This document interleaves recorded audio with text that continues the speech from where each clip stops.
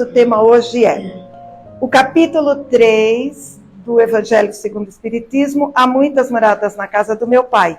E nós vamos falar o item 3, 4 e 5, que é diversas categorias de mundos habitados e o destino da Terra. Quem de nós, numa noite assim maravilhosa, toda estrelada, não olhou para cima e perguntou: que será que tem nessas estrelas?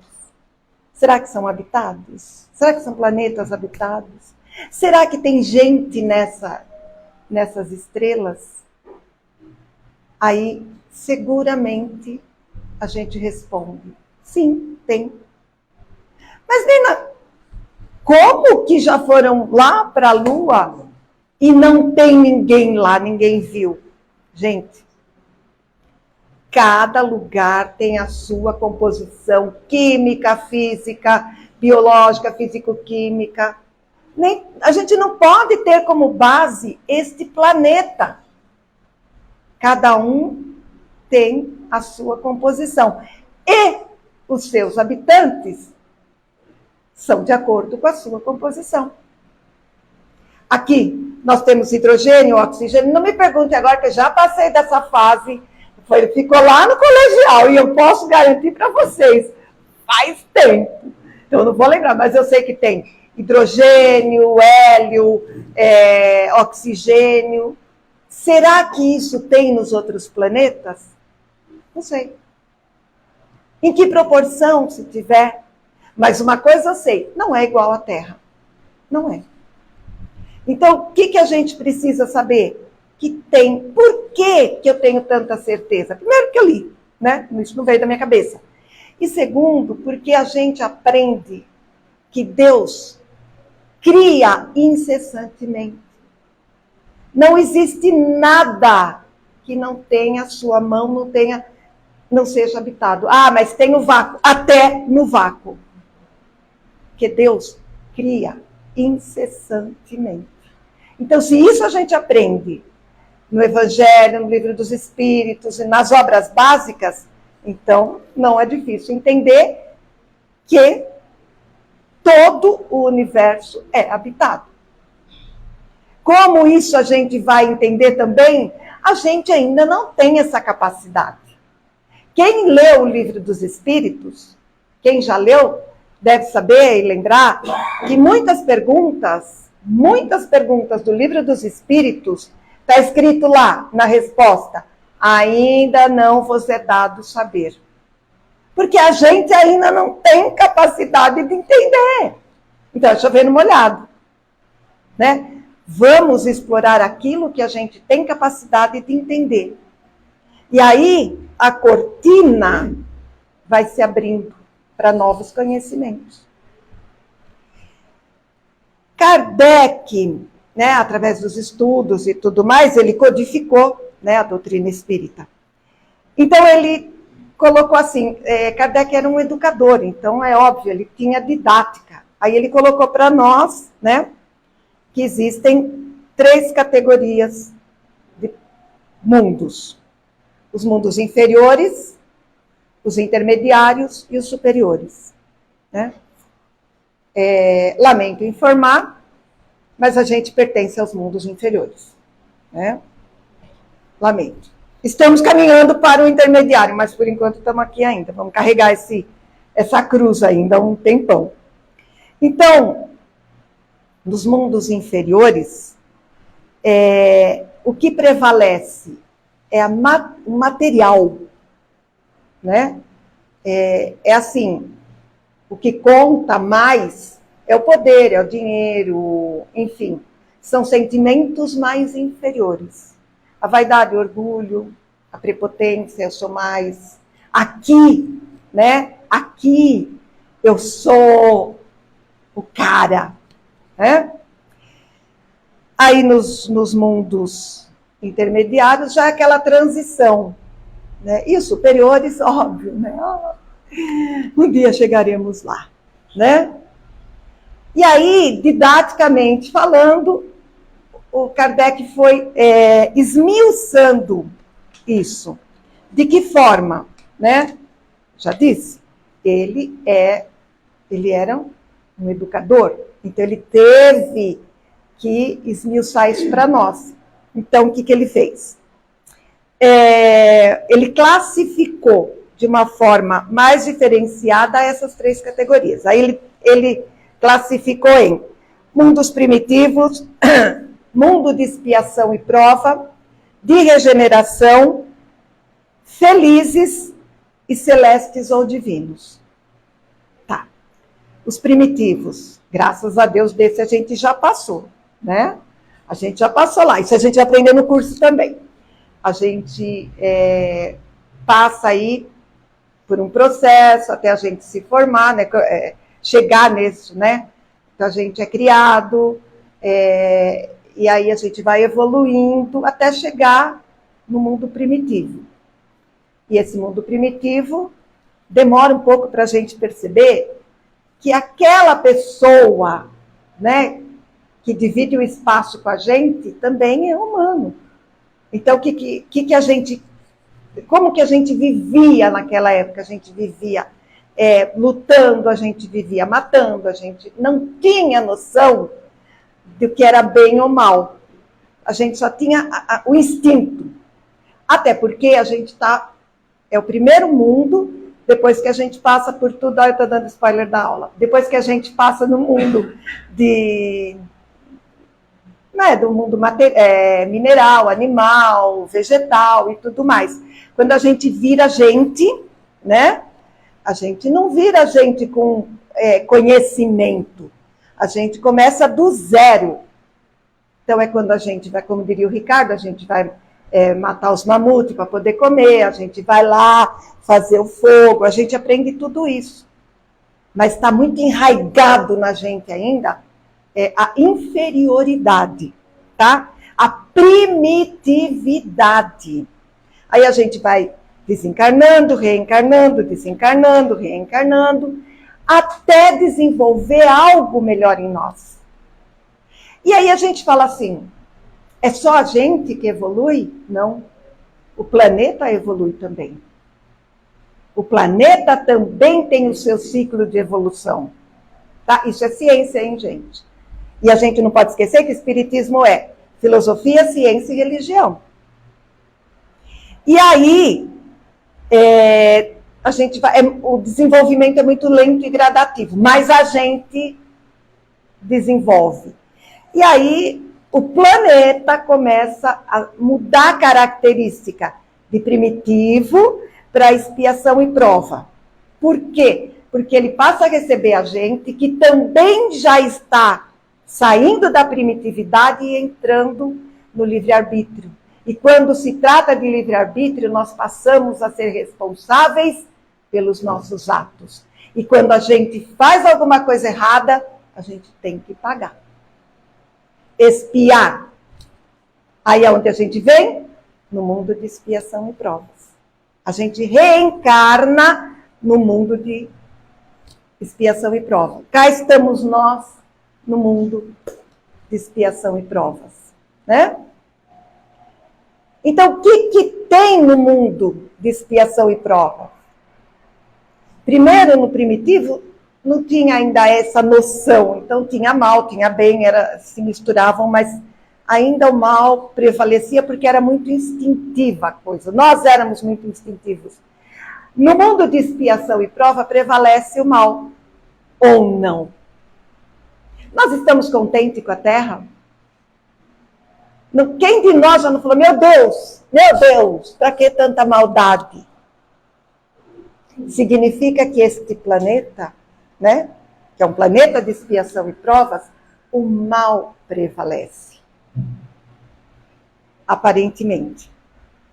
Né? Porque até um certo ponto ele vai prevalecer. À medida que o nosso planeta for mudando a energia, quem mudar a energia junto vai continuar. Quem não, vai ser, vamos dizer assim, vai reencarnar num planeta que está de acordo com a sua energia, com a sua harmonia espiritual. E nós estamos aqui, no mundo de expiação e provas. Com a graça de Deus, estamos em transição para um mundo de regeneração, que é o próximo. No mundo de regeneração, que aqui vai ser, já está caminhando para ser, aqui também tem o bem e também tem o mal. Só que o mal perde a força. O mal, ele está sendo enfraquecido. Então vai ser o oposto de agora, que a gente está vivendo. Eu costumo falar assim, parece que as pessoas sabem que o mundo vai acabar amanhã, imaginam que o mundo vai acabar amanhã, então não tem limite para as atitudes. Porque são coisas bárbaras que a gente vê, né? São coisas assim que... Como que um ser humano pode fazer esse tipo de coisa? Quantos escândalos estão aí vindo à tona e fala, como? Crimes bárbaros. Como que um ser humano pode fazer isso com criança, com mulher, com mesmo, né? Como? Sabe, não entra na nossa cabeça. Graças a Deus que não entra na nossa cabeça. Significa que a gente não está ali, ó, com isso. Isso nos faz mal. Então, quando o planeta, que diz, né, a gente assiste as preleções do Divaldo, enfim, de todos esses que a gente respeita e confia, e todos eles dizem, nós estamos na fase de expurgo para depois entrarmos definitivamente na fase, no mundo de regeneração. Então, o mal precisa pôr a cabecinha para fora para ser extirpado. E qual é o nosso papel agora? Confiar em Deus, em primeiro lugar. Orar muito, muito. Ah, mas a minha oração é tão pequena. Não, não é. Não é desde que ela se junte com a sua. Cria força. É a corrente do bem ganhando força. Porque o que vence o mal? O bem. Então, o De Luca, num livro tão gostosinho de ler, que chama Pro Dia Nascer Feliz. A capa dele é uma xicrinha de café. É muito legal. E ele diz assim, que a gente não pode falar sobre o mal. Nós temos que reforçar o bem. Então, não, nós temos que vencer o mal. Não, nós temos que reforçar o bem, porque o bem é que vai enfraquecer o mal. Nós não temos todo esse poder de nós enfraquecermos o mal. A não ser que a gente mude as atitudes, os pensamentos, né? Começa a colocar a caridade na frente, começa a deixar passar, começa assim, melhor ser feliz ou ter razão? Né? Vamos começar a pensar, o que é melhor, ser feliz ou ter razão? Então, a gente já está indo para o mundo regenerado, que é de regeneração, né? Regeneradores, que é o bem prevalecendo. Graças a Deus. Vamos fazer o possível para continuar aqui. A gente diz assim, eu quero ir para um outro planeta. Eu não, eu quero continuar aqui. Eu fiquei até agora aqui, vendo tudo isso agora no melhor da festa, eu vou embora? Não, eu quero ficar aqui. E aí tem os felizes, né? Que nos mundos felizes não tem espaço para o mal, né? E tem os mundos celestes e divinos, que são os espíritos purificados. Ah, Mirna, mas vou ficar sentadinha lá na nuvem? Claro que não, né? Quanto mais elevado, mais trabalho. Exatamente. Mais trabalho. Ou quem segura a onda aqui desse planeta que está nessa bagunça toda, quem é? São os felizes e são os celestiais. Se a gente não está pior, é porque eles estão tendo um papel marcante nessa fase. Marcante. Então, esquece ficar sentadinho na nuvem. Não existe isso. Né? Existe arrega essas manguinhas assim, ó, trabalhar. Né? E, de acordo com essas categorias do mundo, nós só temos que ter uma certeza. Que Jesus disse lá atrás, nenhuma ovelha que o meu Pai me confiou vai ficar para trás. Não vai. Pode estacionar.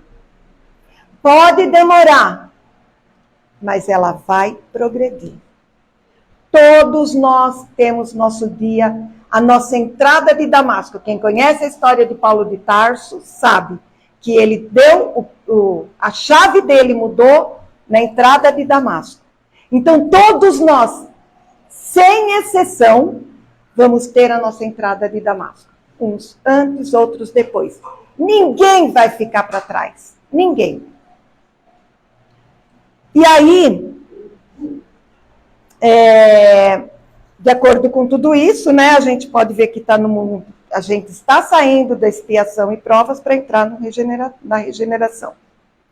O próprio nome já diz, a gente vai regenerar, se regenerar. Nós já estamos nesse processo. Quando a gente busca Jesus, quando a gente busca os ensinamentos de Jesus e começa a sentir dentro do nosso coração a necessidade de sermos melhores, quando a gente faz uma caridade e aquilo mexe com tudo dentro de nós, que dá aquela sensação gostosa, a gente está no caminho. E desse caminho, também lamento dizer, não tem volta. A gente vai querer cada vez mais ser melhores. Nós não podemos achar nunca que somos os únicos no universo, como eu falei no começo. Nós não temos esse privilégio e nem essa evolução, né? Imagina. Ai, não. Em todo o universo, só a Terra é habitada. Hello, vamos lá, né? Vamos deixar o orgulho de lado, a vaidade de lado e vamos calçar a sandalinha aí da humildade. Nós estamos no sistema solar, né? Nessa Via Láctea aí, a gente é o penúltimo planeta em evolução. Ou seja, tem um pior que nós e tem a gente, depois vem os outros. Então, né? Nem cabe aí a gente colocar que nós estamos bem na fita, né? Nós estamos caminhando sim, mas ainda não estamos lá. A Terra está evoluindo, como eu já disse. Quem não acompanhar, não vai junto. Ah, então vai ser o quê? É uma questão de energia. Casou, a energia fica. Não casou, não dá para ficar. Não dá, porque se a energia do planeta Terra está aumentando e a gente não sai daqui, não dá, né? Como que a gente... Então, para a gente chegar aqui, a gente tem que acompanhar. Sempre, incondicionalmente, tendo uma frase na cabeça da gente e no coração. Fora da caridade, não há salvação. A caridade é o passaporte para a gente tomar esse trem, que é o trem da evolução. É a caridade, que ajuda a gente, que assim, está tudo ligado, né? A reforma íntima, a caridade, caminha junto. É o passaporte, é o nosso passaporte. Então, vamos lá. Não podemos perder a fé, jamais. Nós temos que ter como exemplo o nosso irmão maior. Ele é nosso irmão mais velho. A gente não aprende que a gente tem que... O irmão mais velho é que dá o comando. Lá em casa não era bem assim, mas... Mas normalmente não é o irmão mais velho que dá o comando. Olha lá o nosso irmão mais velho. Olha o que ele preparou e deixou para nós. Olha o Evangelho segundo o Espiritismo, que é o nosso código de honra, o nosso código moral. É lá que a gente tem que chorar nossas mágoas e sorrir nossas alegrias. É no Evangelho. É lá que a gente vai aprender algumas coisas. Depois, a gente vai aprimorando, vai no Livro dos Espíritos, vai no Céu e Inferno, vai no que é o Espiritismo, vai nessa gama de livros que tem aí, um mais gostoso que o outro de ler. Tem tanta coisa boa para ler, né? E vamos enfrentar essa transição da melhor forma possível, com oração, com confiança e sempre acreditando que Deus está no comando. Nunca falar assim, ó Deus, para que tudo isso? Porque nós precisamos. Porque nós precisamos. Se hoje estamos aqui bem, a gente não pode esquecer que a gente tem uma capivara aí, né? Como diria lá em... E não é bonita, né? Basta que a gente veja as dificuldades que a gente passa. Eu queria tanto saber o que eu fui na outra vida. É só olhar essa. É só ver as nossas maiores dificuldades. Foi onde a gente caiu na outra. Observar. Por isso que eu falo, nós precisamos nos autoconhecer. E sozinhos a gente não consegue. Consegue, mas demora seus 20, 30 anos. Então vamos estudar, que é gostoso. Que a gente se autoconhece. E quando a gente olhar no espelho, né? Fala, como eu já fui e como eu sou hoje. Pode ser um tiquinho assim. Mas do dia que nós entramos aqui, até agora, nós mudamos muito. Muito. Talvez a gente não tenha a sensibilidade de perceber, mas mudamos muito. Só o fato de estarmos aqui hoje já é uma grande mudança. Porque nós deixamos em casa Netflix, nós deixamos em casa as novelas, nós deixamos em casa filhos, nós deixamos em casa maridos ou mulheres. E estamos aqui. Isso já é uma grande mudança. E a gente não tem nem noção do quanto.